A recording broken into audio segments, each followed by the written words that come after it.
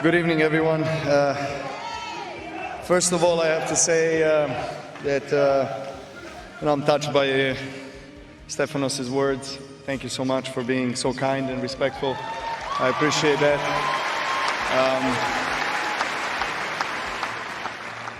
I think we both would agree that, of course, on the court we are fierce competitors and we want to win against each other, no matter who is across the net. But that doesn't mean that we shouldn't respect each other, and we acknowledge each other's efforts. So I acknowledge your effort and I congratulate you on an amazing tournament. Tough luck tonight. Great battle. I think that this is definitely not your last Grand Slam. You still have lots of time, much more than me.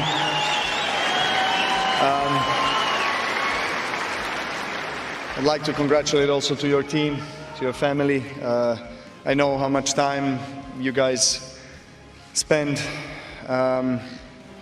into trying to make you a better player and better person on and off the court. You are one of the most professional tennis players that I know on the tour, and one of the most interesting guys. I said that 2 days ago. I still think you are very interesting.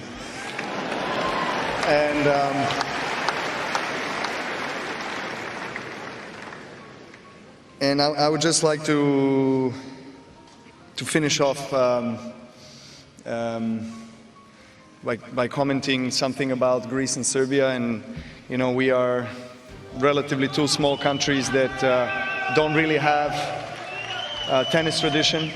You know, we didn't have too many players to look up to, players that have reached these heights in a professional tennis.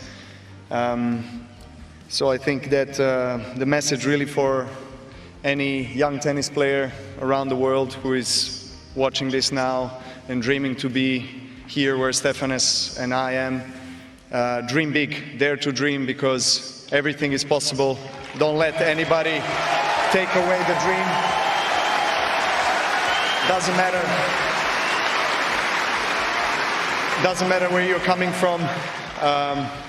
I actually think that the more disadvantaged childhood you have, the more difficulties and more challenges you have, the stronger you become. So Stefanos and I are the proof of that.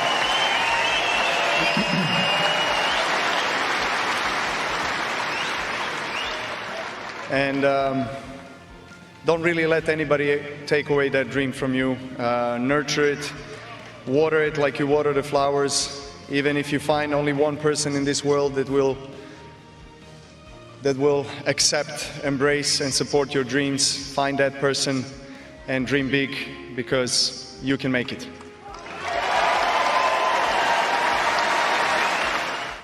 안녕하세요. 엑스챔프스 테니스 마스터입니다. King of Melbourne Park is back.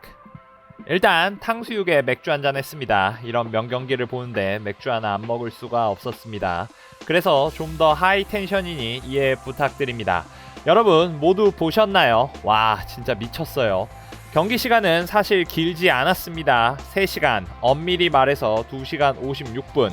물론 경기 결과만 보면 조코비치의 우승으로 3대0 쉽게 끝났네 라고 생각하실 수 있지만 피 튀기는 혈전이 있었습니다. 마지막에는 이 재미있는 경기를 더 보기 위해서 치치파스를 미친듯이 응원했으나 이게 저의 마음이 거기까지는 닿지 않았나 봅니다. 하지만 또 끝나고 조코비치가 흐느껴 우는 모습을 보니 마음이 짠했습니다. 정말 많은 랠리가 있었고 조코비치의 자리찢기 수비력 진짜 미쳤습니다. 아시죠? 수비를 해도 공격권은 치치파스가 가지고 가지만 이게 끝난 공인데 살려내면 일반적으로 공격하다가 당황을 합니다. 이렇게 했는데도 받으니 더 어렵게 주려고 하죠. 그러다 보니 에러하는 모습이 많이 보였습니다. 저희 생각으로는 치치파스 시너의 경기만큼이나 치고받고가 많아서 재미있던 경기인 것 같습니다.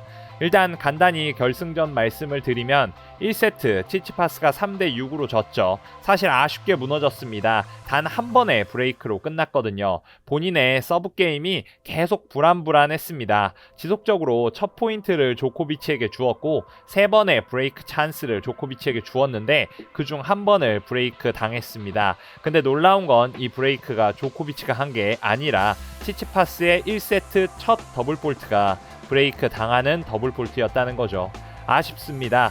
멘탈적으로 아마 부담이 많이 되었을 것 같습니다. 2세트는 팽팽했습니다. 서로 브레이크도 없었습니다. 치치파스가 1세트와는 다르게 자신의 서브에서 포인트를 쉽게 주지 않았고 브레이크 포인트를 조코비치가 만들어내지 못했습니다. 유일하게 브레이크 찬스는 치치파스에게 한 번 있었는데 조코비치가 바로 세이브를 했습니다. 다만 타이브레이크에서 조코비치에게 아쉽게 지고 말았습니다. 사실 3세트 시작에서는 치치파스가 좋았습니다. 치치파스가 조코비치의 첫 게임을 브레이크하면서 여유롭게 갈 수 있었는데요. 근데 웬걸 조코비치가 너가 하면 나도 할 거야 라는 식으로 바로 브레이크를 해버렸습니다. 진짜 조코비치의 능력이란.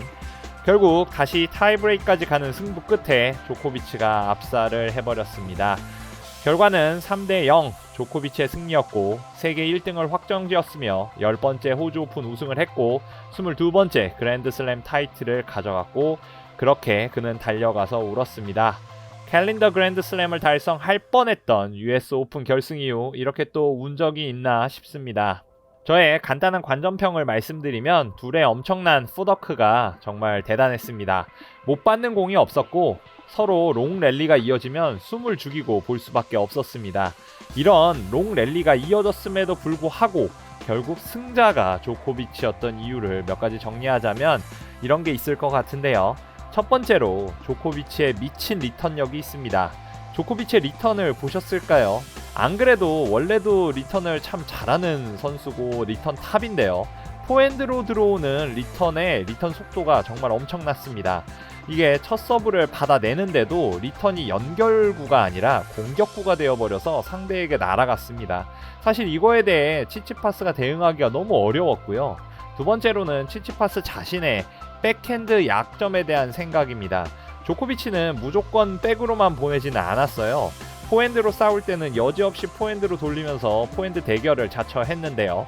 이게 백핸드가 약점이라는 것을 계속 인지하고 있다 보니 기본적으로 백핸드를 준비하는 치치파스인데 조코비치는 이를 역이용하면서 치치파스를 꼼짝 못하게 했습니다. 세 번째로는 치치파스가 포핸드 에러를 생각보다 되게 많이 했습니다.